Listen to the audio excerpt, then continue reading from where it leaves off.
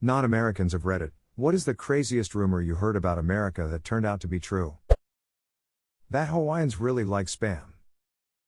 Yeah, and Teresa, perfectly good reason for it too. After Pearl Harbor, the effects of World War II started in the US and rationing became a thing. Well, it turns out that it's kind of hard to get fresh rations to an island that imports a lot. So, for meat, they had to make do with spam. Human ingenuity prevails and dishes were made. And that's how Hawaii learned to love spam. Same with Koreans and the Korean War.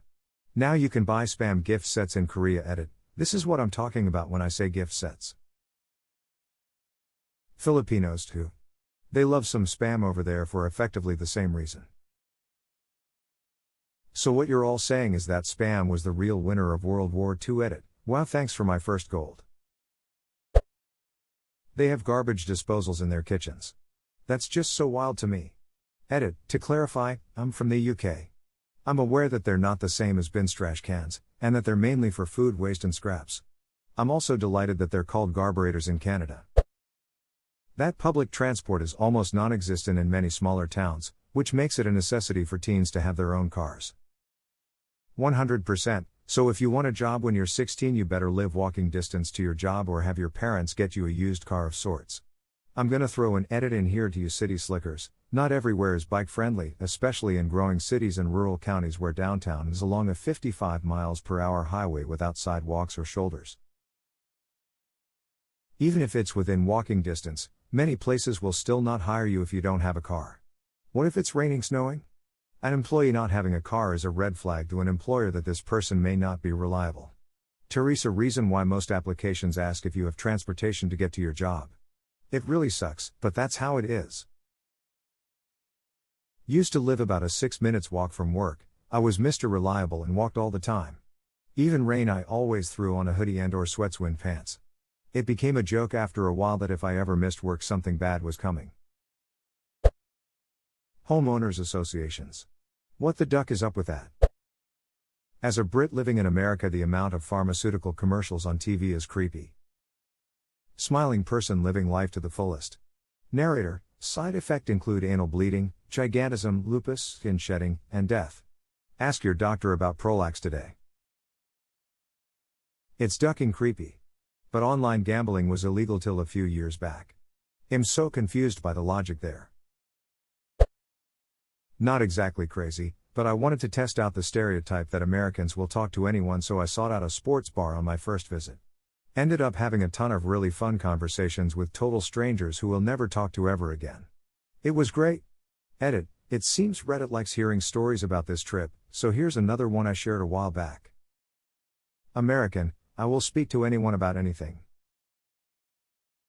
I can't even count the number of times I've randomly started conversations with strangers, become friends within 30 minutes, then never spoken to them again. When I started traveling for work, I'd often find myself in bars or on flights and buses alone, so it'd end up starting a convo so I could have some human interaction. Lol. I've had several German friends who were amazed that at house parties everyone actually does drink out of red Solo cups. They thought that was just a weird thing people did in movies, and now they think it is a huge conspiracy or something. Edit. Holy moly, I didn't think anyone would even see this comment. Thank you for the silver, kind stranger. Let's have a Solo cup party.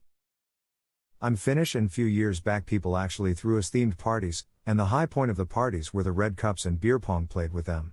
Every person I know who owns a set of those cups, like 20 or so, use them only for beer pong. They wash them and use again in the next party. Standard in Finland are those see-through cups you see in festivals. The red cups make every party just slightly better and classier and add a feel that the host actually put in effort. Ha, I love that. Reading that red Solo cups are classy is hilarious as an American. Can you really buy a gun at Walmart? Edit. Okay. At my local Walmart you can bring your car in for an oil check, get an eye exam, get a haircut, eat lunch at the in-store Subway, purchase a gun, purchase groceries, purchase a freaking couch, and then go home once the background check for the gun is finished, and the oil change is done. Edit. Yes, I get it. You don't need a background check for an oil change. I could have worded that better. Second. Edit. Other things I forgot to add, you can purchase alcohol, depending on state. Get your taxes done. Get a birthday cake made. Print pictures from a USB, phone, etc. Get dog tags made. Get spare keys made. Rent movies. Pick up a full course meal for dinner at the deli. Don't forget getting your blood pressure checked, picking up your prescription meds, get a new sound system installed in your car, and get your taxes done.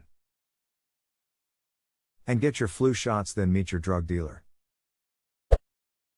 Not me but my dad. #X200B. My dad heard this crazy rumor about everyone getting drunk and wearing green for one day a year. He obviously didn't know this was a holiday, and was like, WTF. When he came to the US and discovered St. Patrick's Day, he was amazed. Edit: my dad is from China for those who are asking. St. Patrick's Day in the US is an excuse for ordinary Americans to act the way that middle-aged Londoners act when on holiday in Dublin, only with more plastic leprechaun hats and glitter. Edited to add, stop upvoting this. It is not as funny as Up All Night 2. Get lucky. The honking. I thought it was a movie stereotype, and then I went to New York. It's rare outside of big cities. Emo. If you honk where I grew up, you were getting the stink eye from everyone around. Maybe even an exaggerated upturned palm. Sports bars are actually exactly how they're portrayed on TV. Just much less attractive people.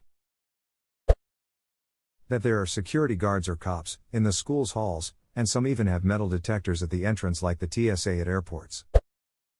That your country is huge. #X200B. I got off the plane and asked the cap guy how far the hotel was, and he said about 30 miles. I almost had a heart attack. Turns out cabs are cheaper than the UK. #X200B. I can't remember the price I paid, but I was pleasantly surprised. The UK cabs are like 4 per mile. Also, you would get laughed of the taxi for asking to go 30 miles and not taking the train. I am from the rural Midwest. My family farms. I grew up 15 miles from my high school. Literally anything about what goes on in Florida. Not really crazy, but I just learned you guys have like outdoor sirens that get tested somewhat frequently. I've only heard those noises in video games and movies until my friend sent me a clip, because I had no idea it actually happened. Edit: I'm in Canada, southern Ontario. In the Midwest there for tornadoes. Yep. In some places they test the sirens weekly. In my hometown they are tested st 1 p.m. on the first Saturday of the month. Sirens save lives in bad storms. The Take Me Out to the Ball Game song that's apparently sung at baseball games. Still not entirely sure that guy wasn't taking the piss out of me. Yeah. It's a thing at the 7th inning stretch. Not everyone sings it, but they play it on the PA. That American kids eat straight sugar. Walked onto the playground and saw kids chugging these long thin sticks. I'd try and it was just colored sugar. Lol. Called them pixie sticks. Oh boy, wait till you find out about Fun Dips. You have a hard candy stick, so, all sugar, that you lick and then dip into colored sugar to make it stick to the sugar stick, then you lick the sugar powder off the sugar stick.